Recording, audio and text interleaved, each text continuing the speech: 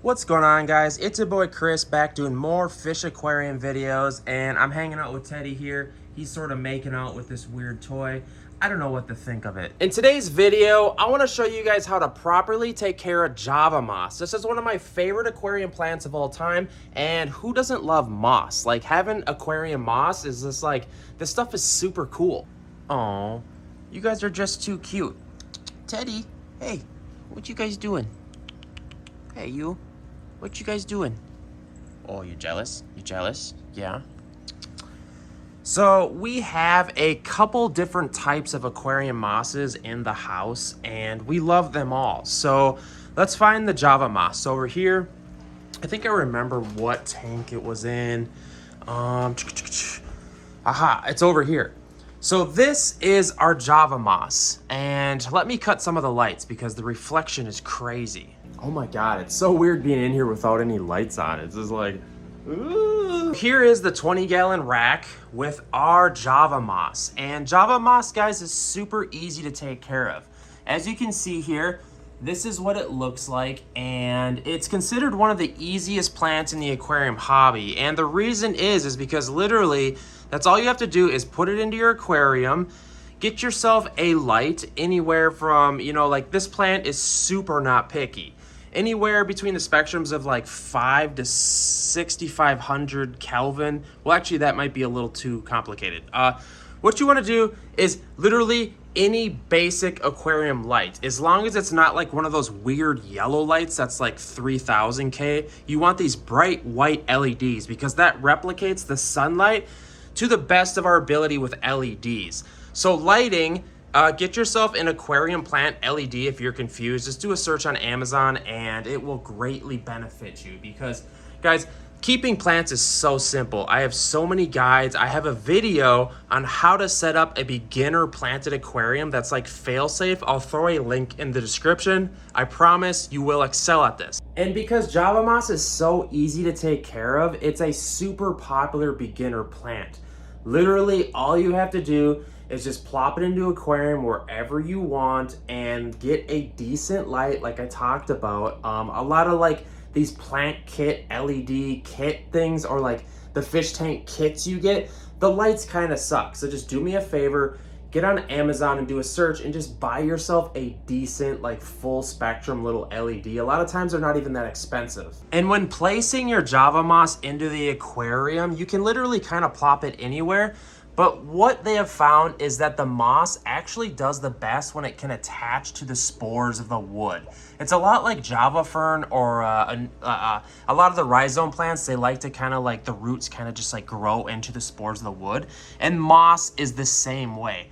I've literally had pieces of driftwood I've taken out of aquariums and I've put them in my garage for like a year, and then I'll put them back in an aquarium and then they'll start growing Java moss because that stuff literally grows into the spores of the wood, and then it just like regrows at a later date, and it's crazy. Like, so the most ideal situation for Java moss is to like put it on some driftwood and allow it to grow into the spores of wood. Hopefully that makes sense. It's so weird here with no lights, guys, and I just have like this open sign. I always get asked, they're like, are you a store or something? And I was just like, no, I just put up a cool little sign in my house and I think it's cool. I don't know. It feels like a rave in here, guys.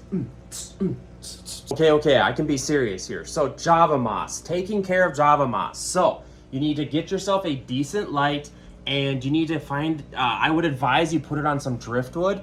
And a lot of people advise that you use liquid fertilizer, but I don't think I agree with that because one of the biggest setbacks I've had with Java moss is that it starts to grow algae on like the tips of it.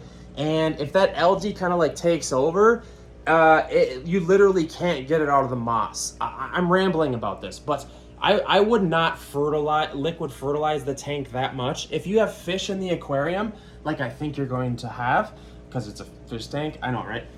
It's probably going to be fine. And especially if you have hard water, not that you're testing your water, but if your local area has hard water, chances are there's a lot of minerals in it, and the Java moss is going to be fine. One of the biggest reasons we decided to put Java moss into this aquarium is because this stuff is great for breeding fish. We have some live bears in here. These are swordtails. Aren't they magnificent? Yes, I know. What we're doing here is we're breeding these fish, and what makes Java moss great is that a lot of times the fish, when they're giving birth, they'll go over to the Java moss and give birth into the moss because they know that their babies are going to have that coverage and protection. So it's one of the most common plants to use for like guppy tanks, you know, and shrimp tanks, because the shrimp babies can just come in here and kind of just hide, and they can graze on the algae that grows on it.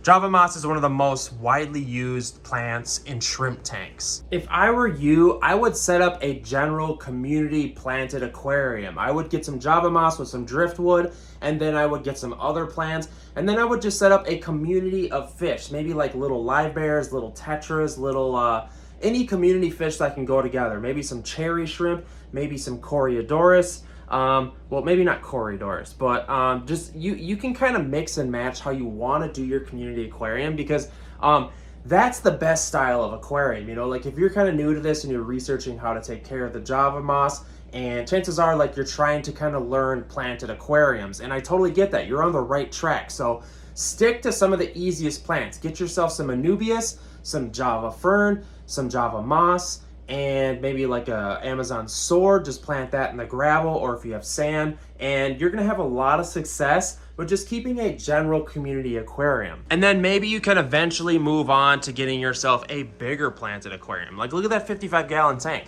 That's absolutely just crazy, right? That's beautiful. That is a female betta fish sorority. And then we have another 55, and the house is full of aquariums. As you can tell, I'm crazy. You guys got to hit up the comment section and let me know if this video helped you learn how to take care of Java moss. And please consider subscribing to the YouTube channel here. I know I'm crazy, but maybe we can be crazy together. My name is Chris, and I have an addiction to fish tanks and houseplants. By the way, we also have a channel on houseplants, houseplant therapy, because houseplants are therapy, right guys? What am I even talking about anymore? I will see you in the next one. Have yourself a great day, and yeah, bless your soul.